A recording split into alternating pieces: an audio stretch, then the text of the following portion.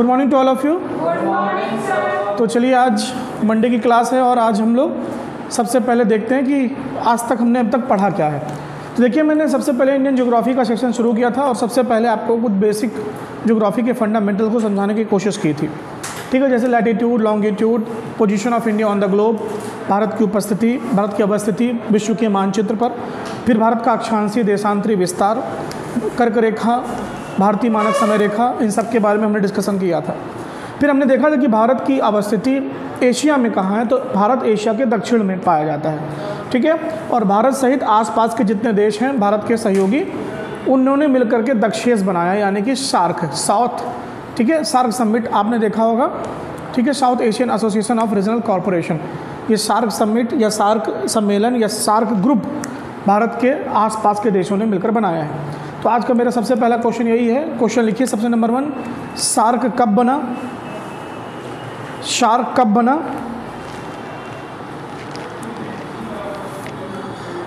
SAARC कब बना? SAARC, South Asian Association of Regional Corporation, SAARC, South Asian Association of Regional Corporation, SAARC कब बना? इसका मुख्यालय कहाँ पर है? सार्क कब बना? इसका मुख्यालय कहाँ पर है? और इसके सदस्य राष्ट्रों के नाम लिखिए। भारत है, बिल्कुल ठीक। भारत सहित और कितने सदस्य राष्ट्र हैं इनका नाम लिखिएगा। ठीक है, डिस्कस करूंगा मैं, कल वापस से बताऊंगा आपको। ये सब चीज़ें मैंने बताई थी। उसके बाद मैं भारत के पहले फिजिकल ज्योग्राफी, मतलब भारतीय इंडियन ज्योग्राफी के पहले फिजिकल सेक्शन के बारे में डिस्कशन करना शुरू किया था। वो था क्या? उत्तर का पर्वतीय क्षेत्र। और उत्तर के पर्वतीय क्षेत्र को हमने 3 भागों में बांटा था। पहला ट्रांस हिमालय, दूसरा हिमालय और तीसरा पूर्वोत्तर की पहाड़ियाँ। ट्रांस हिमालय, हिमालय और पूर्वोत्तर की पहाड़ियाँ, ये 3 भाग हमने डिस्कशन करना शुरू किया था। इनमें से 2 भागों को मैंने बता दिया था आपको, ट्रांस हिमालय और हिमालय। ठीक है, लास्ट में मैंने आपको ये जो मैप सामने दिख रहा है, इस मैप के बारे में कई इंपॉर्टेंट चीज़ों को आपको बताया था।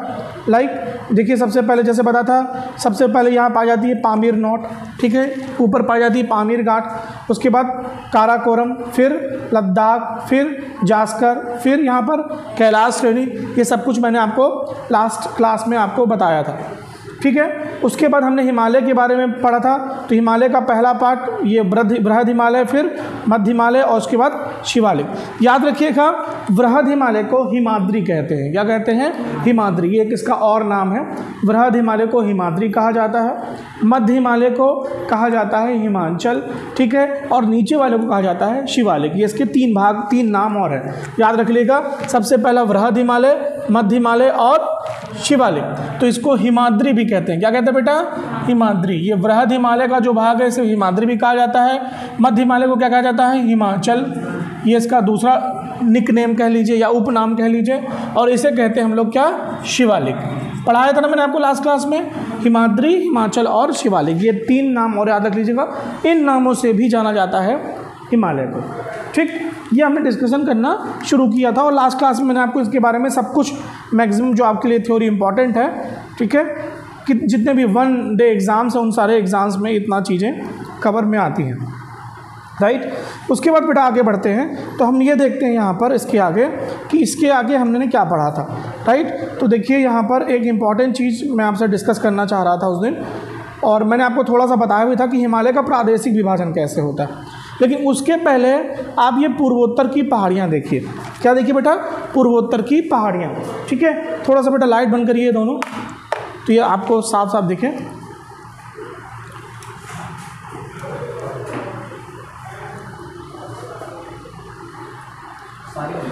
हाँ ठीक, देखिए ये बेटा पूर्वोत्तर की पहाड़ियाँ। राइट, ये है पूर्वोत्तर की पहाड़ियाँ। और पूर्वोत्तर की पहाड़ियों में यहाँ ध्यान समझिए, तो ये क्या बेटा? पटकाई बूम। क्या नाम है इसका? समझो ऐसा है एक्चुअल में कि यहाँ से हिमालय पर्वत यहाँ तक पहुँचता है नामचा पर्वत तक, और नामचा पर्वत से मुड़ जाता है हिमालय पर्वत। ठीक है, ये हिमालय पर्वत का ही भाग है। जो पूर्वोत्तर की पहाड़ियाँ, इसे हिमालय का भाग ही माना जाता है। तो यहाँ से पहुँचा हिमालय, ठीक है, यहाँ से पूरी हिमालय पर्वत श्रेणियाँ, और यहाँ तक पहुँची। उसके बाद वो क्या हुई? मुड़ गई। मुड़ने के बाद नीचे पहुंची। आपको मैं अभी आगे बताऊंगा कि जो अंडमान निकोबार द्वीप समूह है, कौन सा? अंडमान निकोबार द्वीप समूह, वो पानी में डूबकर निकले हुए हिमालय के ही सिरे हैं जो द्वीप के जैसे दिखते हैं। मतलब हिमालय पर्वत ही है जो बीच में क्या हो जाएगा, पानी में डूब जाएगा और वापस से जब निकलेगा तो उसे क्या कहेंगे हम लोग? अंडमान और निकोबार द्वीप समूह, ये उसी का हिस्सा है। ठीक है, चलिए तो यहाँ पे एक इंपॉर्टेंट ये समझिए बेटा, यहाँ पे कई सारी रेंज आती हैं, कई सारी रेंजेस हैं यहाँ पर। ठीक है, एक मैप मैं आपको डिस्कस करूँगा, शेयर करूँगा आप लोगों के साथ ग्रुप में। वहाँ पे आपको बहुत सारी रेंज दिखाई देंगी, हिमालय में ही पाई जाने वाली बहुत सारी चोटियाँ जिनके नाम इम्पॉर्टेंट है, एग्ज़ाम में पूछे जाते हैं। लेकिन आप विशेषता इनको याद रखिएगा, ये एग्ज़ाम में ज़रूर पूछे जाते हैं। पहली बेटा कौन सी है? पटकाई बूम।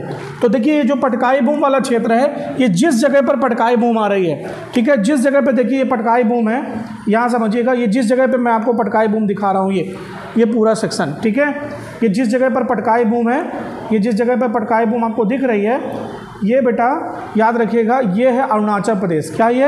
अरुणाचल प्रदेश। उसके बाद नागा हिल्स, मतलब नागा हिल्स मतलब नागालैंड में पाई जाने वाली हिल्स। कौन सी हिल्स? नागालैंड में पाई जाने वाली हिल्स। मणिपुर मतलब मणिपुर में पाई जाने वाली हिल्स। और मिजो हिल्स मतलब मिजोरम में पाई जाने वाली हिल्स। अब मेरी बात ध्यान समझिएगा, बहुत इंपॉर्टेंट चीज़ बता रहा हूँ आपको। ये चाहे पटकाई बूम हो गई, चाहे नागा हिल्स हो गई, चाहे मणिपुरी हो गई, चाहे मिजो हो गई, ये सारे ट्राइब के नाम हैं। ट्राइब मतलब यहाँ पे जनजातियाँ रहती हैं, इन पहाड़ियों में जो जनजाति रहती हैं, उन्हीं जनजातियों के नाम पर इन पहाड़ियों का नाम है। जैसे मणिपुरी हो गई, मिजो हो गई, ठीक है, नागा हो गई, ये सारी क्या है वहाँ पर? ट्राइब। ट्राइब किन्हें कहते हैं बेटा? एक विशेष प्रकार की संस्कृति को धारण किए हुए रहने वाले, ग्रुप में रहने वाले लोगों को ट्राइब कहा जाता है। हाँ जी, हाँ, मणिपुर। ठीक, समझ रहे हैं बात को? तो इस तरह से याद रखिएगा, ये है पटकाई बूम पहली, जो कहाँ पाई जाएगी बेटा? अरुणाचल प्रदेश में। नागा हिल्स जाहिर सी बात है नागालैंड में। अब नागा हिल्स का बड़ा हिस्सा म्यांमार में जाता है। कहाँ जाता है बेटा? म्यांमार में। ठीक है, मैंने आपको लास्ट क्लास में बताया था भारत की जो अवस्थिति, ठीक है, हमने डिस्कस किया था। देखिए लास्ट क्लास में हमने अभी तक क्या क्या पढ़ा, थोड़ा सा इसको देखते हैं। हमने लास्ट क्लास में मैंने आपको बताया था बेटा कि जो हमारा भारत है, इसके कई सारे पड़ोसी देश हैं और इन पड़ोसी देशों में सबसे अलग अलग टाइप की हमारी सीमा शेयर होती है ना। हमने पढ़ा था लास्ट क्लास में, ठीक है, सबसे अलग अलग सीमा शेयर होती है, मतलब सबकी लंबाई, सीमा रेखा की लंबाई अलग अलग टाइप की है। ठीक है, मुझे बताइए सबसे लंबी सीमा रेखा किसकी है? सबसे लंबी सीमा रेखा किसकी है हमारी? हाँ, सबसे लंबी सीमा रेखा बताया मैंने आपको ये सब कुछ। सबसे लंबी सीमा रेखा यहाँ पर है, कौन सा कंट्री? बांग्लादेश। वेरी गुड, कौन सा? बांग्लादेश। तो यहाँ पर बांग्लादेश है, ठीक है, बांग्लादेश है। बांग्लादेश से कितनी है? 4096.7 किलोमीटर, पढ़ाया था ना मैंने आपको, ठीक है। उसके बाद नेपाल से कितनी है बेटा? 1751। हाँ, फिर यहाँ पे म्यांमार से कितनी है? 1643, पढ़ाया था, ठीक है। चीन से कितनी है? हाँ जी, 3488, है ना, 3488 चीन से। अफ़गानिस्तान से, यहाँ से सबसे कम है 106 किलोमीटर। कितनी? 106 किलोमीटर। पाकिस्तान से कितनी है? 3323, बताया था मैंने आपको। अरे हाँ नहीं, कुछ बोलिए। हाँ, बताया था ना, ठीक है। ये हो गया चीन, ये हो गया नेपाल, ये हो गया म्यांमार, ये हो गया बांग्लादेश, ये क्यों कौन सा हो गया? अफ़गानिस्तान, ये कौन सा हो गया आपका? पाकिस्तान। ठीक है, तो इस तरह से ये कंट्रीज़ की डिस्टेंस है या कंट्री की जो हमारे साथ बॉर्डर शेयरिंग है। इतनी लंबी हमारी सीमा रेखा है इन देशों के साथ में। ठीक, अब देखो ध्यान से, यहाँ इंपॉर्टेंट समझो, ये है म्यांमार। म्यांमार हमारा जस्ट पड़ोसी है, ठीक है। याद रखिएगा, एक क्वेश्चन मैंने आपसे उस दिन पूछा भी था कि उस व्यक्ति का नाम बताइए जिसने म्यांमार के संविधान का ड्राफ्ट भी तैयार किया था। ठीक है, आप लोगों ने आंसर नहीं दिया उसका, राइट। वो व्यक्ति कौन है जिसने म्यांमार का ड्राफ्ट तैयार किया था संविधान का? ठीक है, तो सर्च कर लीजिएगा, देखिएगा और मुझे कमेंट में आंसर बताइएगा। देखिए इस तरफ से ये इधर देखिए, पहले इधर देख लिए फिर अभी देखने लगे तुरंत। इधर पे ये जो नागा हिल्स है, नागा हिल्स की जस्ट पड़ोस में, नागा हिल्स नागा हिल्स जो है भारत के हिस्से में आता है, जो हिस्सा पाक चला जाता है म्यांमार के पास, इसी का नाम हो जाता है अराकान योमा। क्या हो जाता है? तो आप याद रखिएगा, आपसे क्वेश्चन कभी पूछा जा सकता है कि हिमालय पर्वत को म्यांमार में किस नाम से जाना जाता है, तो इसका आंसर क्या होगा? Arakan Yoma. क्या नाम है बेटा? Arakan Yoma. ठीक है, हाँ जी, अराकान योमा। हाँ, ये लिखा है Arakan Yoma. Arakan Yoma Myanmar में हिमालय पर्वत को ही कहते हैं। फिर ये आगे सबमर्ज होता है पानी में, और जब वापस से निकलता है तो ये हो जाता है आपका कौन सा? अंडमान निकोबार द्वीप समूह। याद रखिएगा, ये है नीचे जब निकलता है तो इसी को कहते हैं बेटा अंडमान निकोबार द्वीप समूह। ठीक है, समझ में आ रहा है? तो सबसे पहले हमने क्या पढ़ा बेटा? सबसे पहले पटकाई बूम, फिर नागा हिल्स, फिर मणिपुरी पहाड़ी, फिर मिजो पहाड़ी, फिर उसके बाद पानी में सबमर्ज हुआ, और जब बाहर निकला तो क्या हो गया? अंडमान निकोबार द्वीप समूह। इस तरह से आप इन सब के बारे में डिटेल पढ़ते हैं। ठीक है, तो हिमालय पर्वत नंगा पर्वत से नामचा पर्वत, नामचा पर्वत के बाद मुड़ेगा, मुड़ के क्या हो जाएगा? पूर्वोत्तर की पहाड़ी, और फिर पानी में डूबेगा, और जब फिर बाहर निकलेगा तो हो जाएगा अंडमान निकोबार द्वीप समूह। जबकि लक्षद्वीप समूह इस तरह से नहीं बने हैं, वो कोरल्स हैं। क्या है बेटा? कोरल्स। ठीक है, मूंगा की चट्टानों से बने हैं। मूंगा मतलब एक कीड़े की खोल आपस में मिल गई तो बन गई सख्त सरफेस। उस सरफेस का आप स्वरूप देखोगे तो लगेगा द्वीप हैं। क्या हैं? द्वीप हैं। वो इतने बड़े बड़े हैं कि लोग रह सकते हैं, बहुत बड़े बड़े नहीं हैं लेकिन इतने हैं कि वहाँ पर रहा जा सकता है। ठीक है, हम अभी डिस्कस करेंगे। मैं आपको जब अभी द्वीप पढ़ाऊँगा तो द्वीप में बहुत डिटेल में बताऊँगा कि किस में लोग रहते हैं, किस में नहीं रहते। ठीक है, तो देखिए भारत के इस ओर यहाँ समझिए, भारत के इस ओर जो द्वीप पाए जाते हैं ये मूंगा की चट्टान से बने। किससे बने हैं? मूंगा की चट्टान से। जबकि यहाँ जो है बेटा वो हिमालय का ही विस्तार है। ठीक है, यहाँ पे है जो हिमालय का विस्तार, उसका नाम क्या है? अंडमान निकोबार द्वीप समूह। याद रखिएगा, दिस इज इम्पॉर्टेंट। ठीक है, क्लियर है? चले आगे बढ़ते हैं, ये महत्वपूर्ण है जानकारी आपके लिए। तो देखिए अब हम आपको बता रहे हैं पूर्वोत्तर की पहाड़ियों के बारे में कुछ विशेषताएं। ठीक है, चलिए इसको अच्छे से देखिए और अपनी कॉपी में आप लोग नोट भी करते चलिएगा। ठीक है, चलिए यहाँ देखिए, सबसे पहले पूर्वोत्तर की पहाड़ियों की विशेषता में पूर्वोत्तर या पूर्वी हिमालय या पूर्वांचल की पहाड़ियाँ, ये पर्वत श्रेणियाँ भारत और म्यांमार की सीमा पर उत्तर से दक्षिण की ओर विस्तृत हैं। कहाँ बेटा? भारत और म्यांमार की सीमा पर उत्तर से दक्षिण की ओर विस्तृत हैं। तो ये देखिए हम बनाते ही, हो गया बेटा नेपाल, ये हो गया सिक्किम, ये हो गया भूटान, और उसके बाद से हमारा यहाँ नॉर्थ ईस्ट पड़ता है। ठीक है, इस तरह से। तो ये आपकी हो गई पटकाई बूम, नागा हिल्स, फिर मणिपुरी पहाड़ी, और उसके बाद बेटा मिजो पहाड़ी। तो उत्तर से दक्षिण की ओर, किस ओर बेटा? उत्तर से दक्षिण की ओर म्यांमार। यहाँ कौन सी कंट्री है? म्यांमार, जिसका पुराना नाम था बर्मा, जो हमसे 1935 के अधिनियम के बाद अलग हुआ। ठीक है, इसी का नाम था बर्मा। तो उत्तर से दक्षिण की ओर पाई जा रही है। ठीक, इसे कहते हैं पूर्वोत्तर की पहाड़ी। इसके अंतर्गत देखो मिश्मी, कौन सी बेटा? मिश्मी। ठीक है, उसके बाद पटकाई बूम, नागा पहाड़ी, त्रिपुरी पहाड़ी, मिजो पहाड़ी, मणिपुरी पहाड़ी आदि पहाड़ियाँ शामिल हैं। ठीक है, इन पहाड़ियों का निर्माण भी हिमालय के दौरान ही हुआ है। ठीक है, क्यों? क्योंकि जब इनकी रॉक का स्टडी किया गया, इनके रॉक का फॉर्मेशन स्टडी किया गया, तो उनमें लगभग सिमिलरिटी पाई गई। तो इसलिए कहा जाता है कि ये भी उसी समय बनी है जिस वक्त क्या बना है? हिमालय पर्वत। क्या बना है? हिमालय पर्वत। ठीक है, देखिए आगे, सरावती नागा पहाड़ी की सबसे ऊंची चोटी है। This is important, very important question. कौन से बेटा? सरावती या सरामती, इसका नाम क्या बेटा? सरामती नागा पहाड़ी की सर्वोच्चम चोटी है। कौन सी? नागा पहाड़ी जो है इसकी सर्वोत्तम चोटी कौन सी है? सरामती। तो देखिए यहाँ पे सरामती पाई जाएगी। अब आपको होमवर्क लिखिए, सरामती की हाइट कितनी है? सरामती की हाइट कितनी है? उसके बाद बेटा मिजो पहाड़ी में देखिएगा, मिजो पहाड़ी की सबसे ऊंची चोटी का नाम है ब्लू माउंटेन। क्या नाम है? Blue mountain. ये है सरामती, और मिजो देखिए ये है पटकाई बूम। ये है पटकाई बूम, ये है नागा हिल्स, ये है मणिपुरी, ये है मीजो पहाड़ी। मीजो पहाड़ी की सबसे ऊंची चोटी का नाम क्या है? Blue mountain. क्या नाम बेटा? Blue mountain. मीजो पहाड़ी की सबसे ऊंची चोटी का नाम क्या है? Blue mountain. ठीक है, तो आपको ब्लू माउंटेन की भी हाइट सर्च करनी है। दूसरा क्वेश्चन लिख लीजिए होमवर्क, ब्लू माउंटेन की हाइट कितनी है?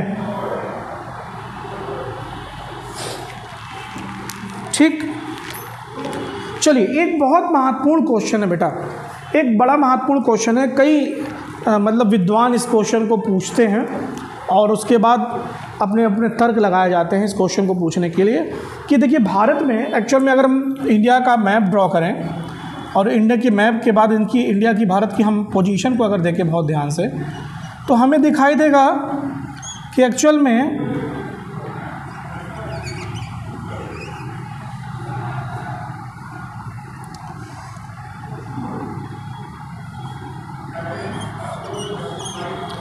अगर हम भारत को ऑब्ज़र्व करें बहुत क्लियरली तो हमें एक चीज़ समझ में आएगी बेटा कि भारत एक्चुअल में यहाँ से गुजरती है हमारी ट्रॉपिक ऑफ कैंसर। क्या गुजरती है?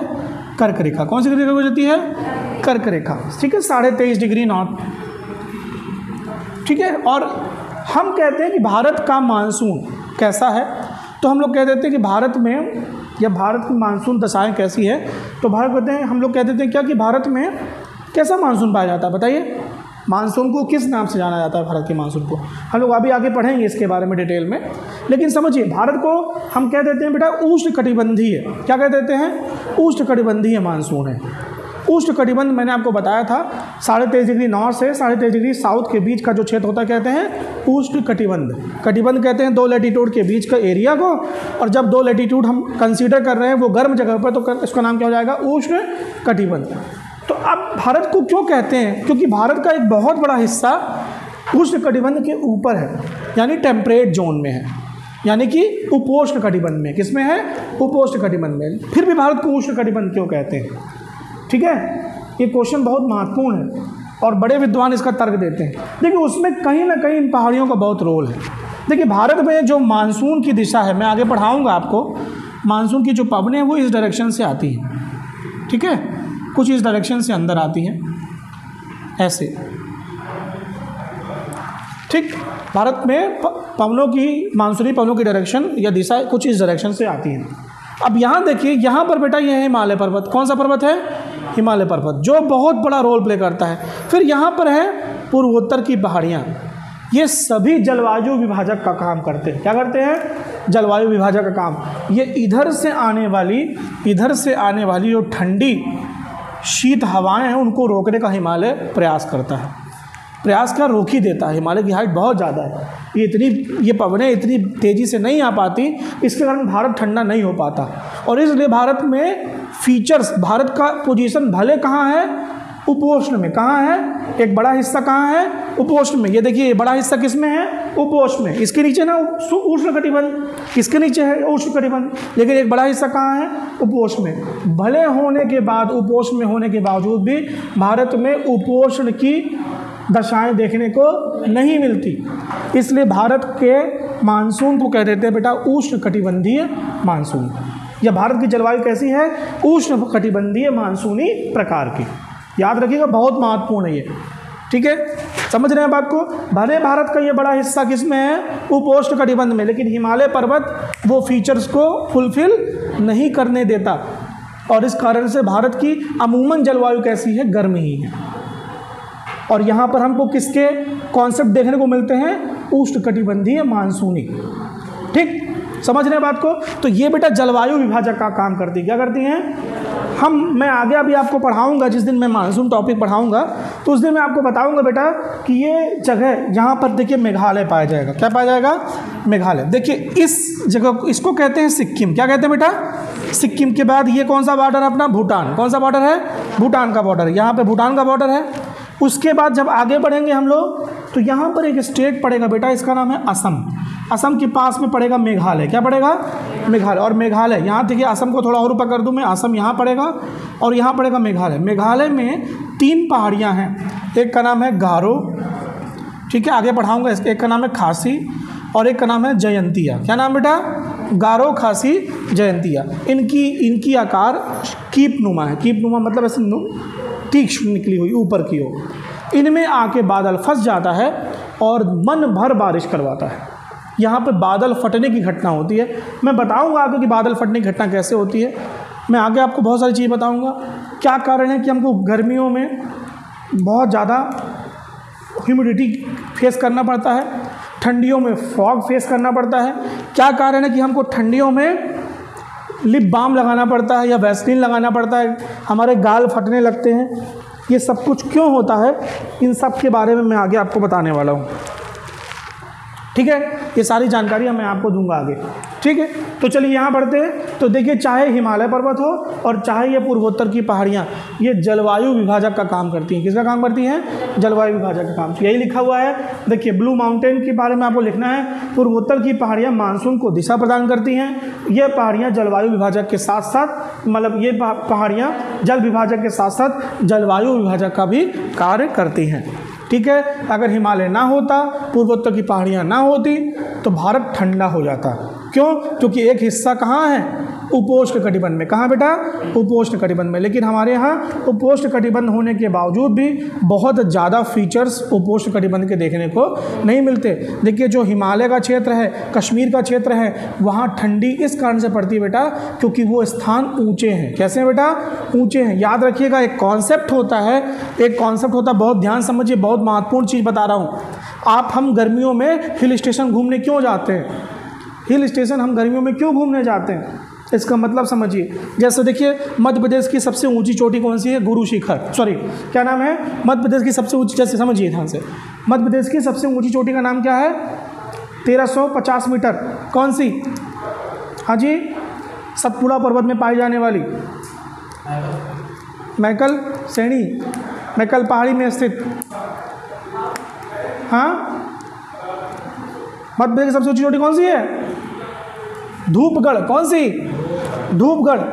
ठीक, अब समझिए, आप धूपगढ़ में खड़े हैं, आपका एक दोस्त यहाँ खड़ा हुआ है। समझिए, आपका एक दोस्त यहाँ खड़ा हुआ है और आप धूपगढ़ के ऊपर हो। कहाँ हो? धूपगढ़ के ऊपर खड़े हो।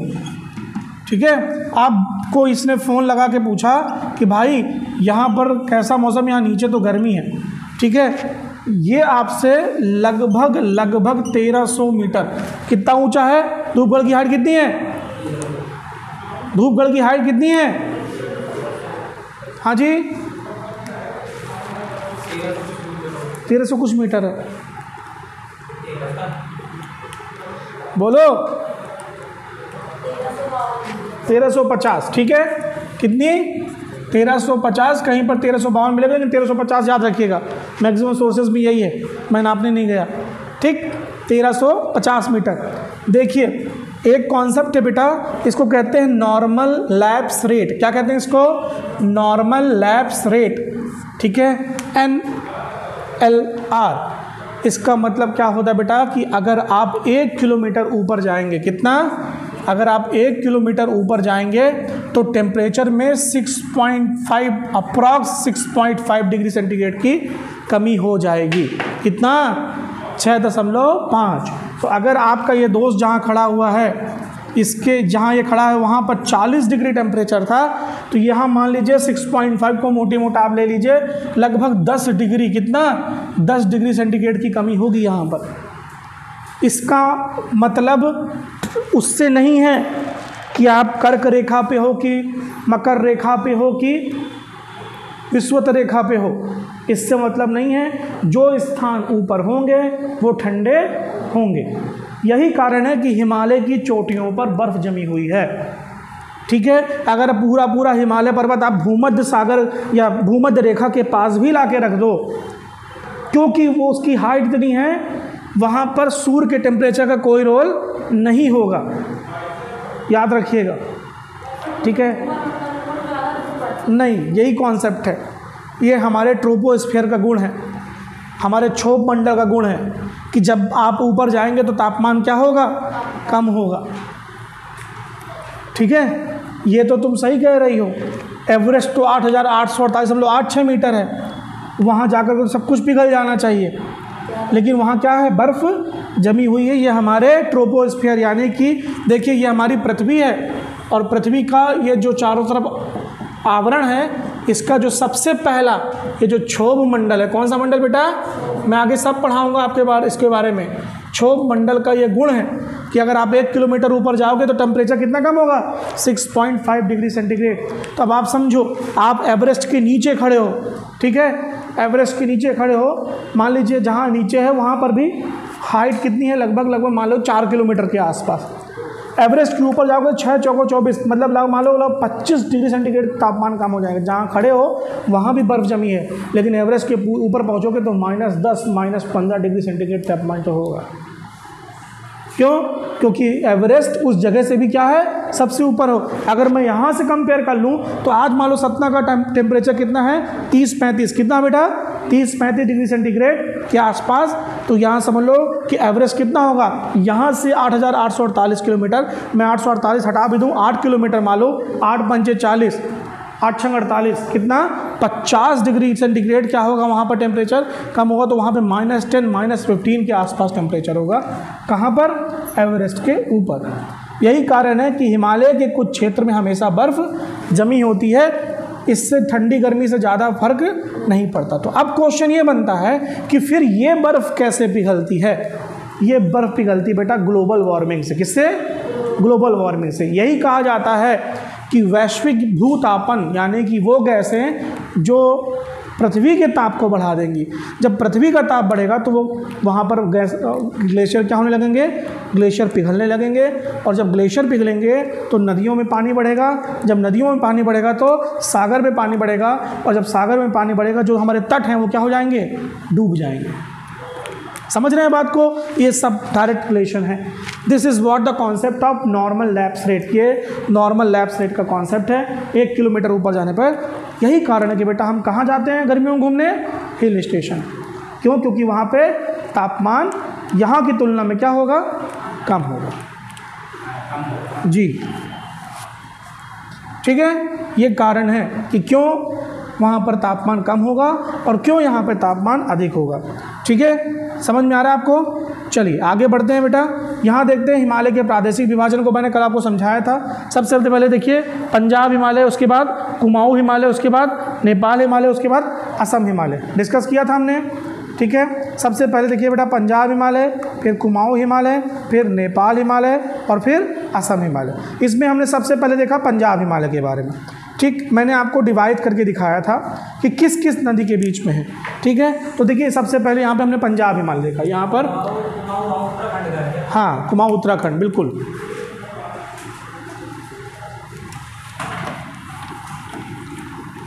तो सबसे पहले यहाँ देखिए, सबसे पहले मैंने आपको बताया पंजाब हिमालय, नदियाँ रटाई थी आपको। सबसे देखिए सबसे पहला हिमालय कौन सा पड़ता है, तो सबसे पहले हिमालय की शुरुआत कहाँ से होती है, मैंने आपको बताया था सिंधु से। किससे होती है, सिंधु से, ठीक है। सिंधु से सतलज नदी, कौन सी, सतलज। सिंधु से सतलज के बीच में जो हिमालय है इसको कहते हैं कौन सा हिमालय, पंजाब हिमालय। उसके बाद कौन सा हिमालय पड़ेगा बेटा, कुमाऊँ, कौन सा, कुमाऊँ हिमालय, ठीक है। कुमाऊँ हिमालय के बाद कौन सा हिमालय पड़ेगा, नेपाल हिमालय, कौन सा, नेपाल हिमालय। और उसके बाद कौन सा पड़ेगा, असम हिमालय, ठीक। तो देखिए सतलज के बाद यहाँ कौन सी आएगी बेटा, काली नदी, कौन सी, काली नदी। फिर यहाँ कौन सी आएगी, तीस्ता नदी आएगी, और यहाँ पर ब्रह्मपुत्र। Very good. तो ये ब्रह्मपुत्र नदी आ गई, ठीक है। तो ये आपके बारे में डिटेल है। यह पंजाब हिमालय देखिए, तो यह सिंधु और सतलज नदी के बीच स्थित है। कश्मीर एवं हिमाचल प्रदेश इसी भाग में आते हैं। हिमालय के सबसे अधिक चौड़ाई वाले हिस्से इसी क्षेत्र के अंतर्गत आते हैं। इसकी लंबाई लगभग 560 किलोमीटर है। काराकोरम, लद्दाख, जास्कर, पीर पंजाल, धौलाधार आदि श्रेणियाँ इसी हिमालय के अंतर्गत आती हैं। कौन कौन सी, ये बेटा काराकोरम, ठीक है, ये लद्दाख, जास्कर, पीर पंजाल, धौलाधार, ये श्रेणियाँ किस में आती हैं, सबसे पहले पंजाब हिमालय में, ठीक है। उसके बाद देखिए हम लोग अगला देखते हैं कुमाऊँ हिमालय। कौन सा हिमालय, कुमाऊँ हिमालय, ठीक। देखिए कुमाऊँ हिमालय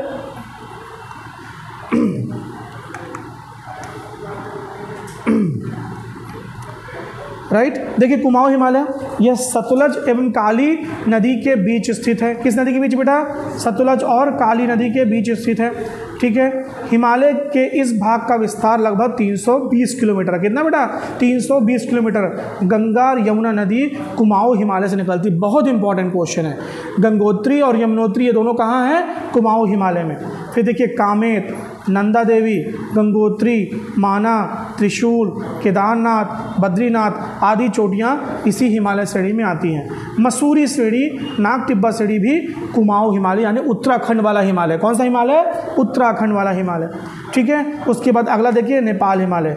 नेपाल हिमालय, हिमालय के इस भाग का विस्तार काली नदी से लेकर तीस्ता नदी तक है। हिमालय के सभी प्रादेशिक भागों में यह सबसे लंबा है। देखिए पंजाब हिमालय सबसे चौड़ा था और नेपाल हिमालय सबसे लंबा है, ठीक है। पंजाब हिमालय क्या था बेटा? सबसे चौड़ा था और नेपाल हिमालय क्या है? सबसे लंबा। ये इंपॉर्टेंट है, याद रखिएगा। फिर सबसे सकरा कौन सा है? असम हिमालय। कौन सा हिमालय? असम हिमालय, ठीक है। अभी अगले देखेंगे हम लोग, ठीक है। तो ये हिमालय के सबसे प्रादेशिक विभाजों में इसकी लंबाई कितनी है? 800 किलोमीटर। कितनी बेटा? 800 किलोमीटर। दुनिया की सर्वोच्च ऊंची चोटियां जैसे माउंट एवरेस्ट, कंचनजंगा, मकालू शिखर इसी श्रेणी के अंतर्गत आते हैं। हिमालय का सर्वाधिक ऊंचा भाग नेपाल हिमालय यहीं पर है और माउंट एवरेस्ट भी यहीं पर है, ठीक है। याद रखिएगा, महत्वपूर्ण है आपके लिए। उसके बाद देखिए नेपाल हिमालय के बाद जो सबसे अगला हिमालय आता बेटा, इसका नाम है कौन सा? असम हिमालय, ठीक है। देखिए असम हिमालय तीस्ता नदी से लेकर ब्रह्मपुत्र नदी के बीच लगभग 720 किलोमीटर की लंबाई पर स्थित है। यह नेपाल हिमालय की अपेक्षा थोड़ा सा नीचा है। इस जगह पर यहाँ पर सिक्किम, असम, अरुणाचल प्रदेश और भूटान देश का क्षेत्र विस्तृत है। मतलब ये सारे देश इसी हिमालय क्षेत्र के अंतर्गत आते हैं, जिसे हम लोग क्या कहते हैं बेटा? कौन सा हिमालय? असम हिमालय। असम हिमालय वाली प्रमुख चोटियाँ नामचा बरवा, सेंडापू, यारीपेरी, कांगटो, सांगलुंग और टिबा कांगड़ी ये सारी असम हिमालय के अंतर्गत आने वाली क्या है बेटा? ये सारी असम हिमालय के अंतर्गत आने वाली श्रेणियाँ हैं, ठीक है। तो इस तरह से हिमालय का हमने विस्तार पढ़ा। सबसे पहले बेटा कौन सा हिमालय? पंजाब हिमालय, उसके बाद कुमाऊं हिमालय, उसके बाद नेपाल हिमालय, उसके बाद असम हिमालय। ये सबसे सकरा है, ये सबसे चौड़ा है, ये सबसे लंबा है, ठीक है। ये सबसे ऊंचा भी है। क्या है? सबसे ऊंचा भी है, ठीक है। ये किस किस नदी के बीच में? पंजाब हिमालय सिंधु और सतलज के बीच, ठीक है। कुमाऊं हिमालय नेपाल और काली नदी के बीच, कुमाऊं हिमालय सतलज और काली के बीच, नेपाल हिमालय काली और तीस्ता के बीच, और असम हिमालय तीस्ता और ब्रह्मपुत्र बीच। मुख्य रूप से हिमालय ब्रह्मपुत्र और सिंधु नदी के बीच स्थित है, ठीक है। तो ये हमारी जो इन्फॉर्मेशन थी हिमालय के बारे में, जो एक दिवसीय एग्जाम्स में आपसे पूछी जाती है। अब अगर आप मेंस का एग्ज़ाम दे रहे हैं, MPPSC का मेंस दे रहे हैं या UPSC का मेंस दे रहे हैं, तो इनमें थोड़ी और डिटेल आपको पढ़नी होती है, ठीक है, जो अमूमन आपको नॉर्मल एग्जाम्स में नहीं पढ़नी। बहुत सारी ऐसी चीज़ें हैं जो मैं आपको समझा सकता हूँ, जो यहाँ पर आपसे पूछी जा सकती हैं। तो देखिए इसका ये प्रादेशिक विभाजन एक बार देख लीजिए बेटा, ये आपके लिए महत्वपूर्ण है, ठीक है। एक बार इसको देख लेते हैं, उसके बाद मैं आगे आपको लेके चलता हूँ, ठीक। चलिए तो देखिए इसको एक बार ध्यान से। ये आपके पास हिमालय के सारे प्रादेशिक विभाजन है, ठीक है। सबसे पहले देखिए कौन सा हिमालय बेटा? पंजाब हिमालय। किन दो नदियों के बीच में है? यहाँ कौन सी आ रही है? इंडस, और ये कौन सी बेटा? सतलज। उसके बाद कौन सा आएगा? कुमाऊं, ठीक है, सतलज और काली नदी के बीच में। उसके बाद कौन सा आएगा? नेपाल हिमालय। कौन सी बेटा? काली और तीस्ता नदी के बीच। उसके बाद कौन सा आएगा? असम हिमालय, तीस्ता और ब्रह्मपुत्र नदियों के बीच है, ठीक है। तो ये आप इसको और देख सकते हैं, ये अच्छे से इसको एक बार आप विजुलाइज कर लीजिए, ठीक है। ये है आपका classification of Himalaya geographical locations, ठीक है। पंजाब हिमालय, कुमाऊं हिमालय, नेपाल हिमालय और असम हिमालय, ठीक है। आप इसका स्क्रीनशॉट ले सकते हैं। ये हमारा उत्तर का पर्वतीय क्षेत्र खत्म हुआ।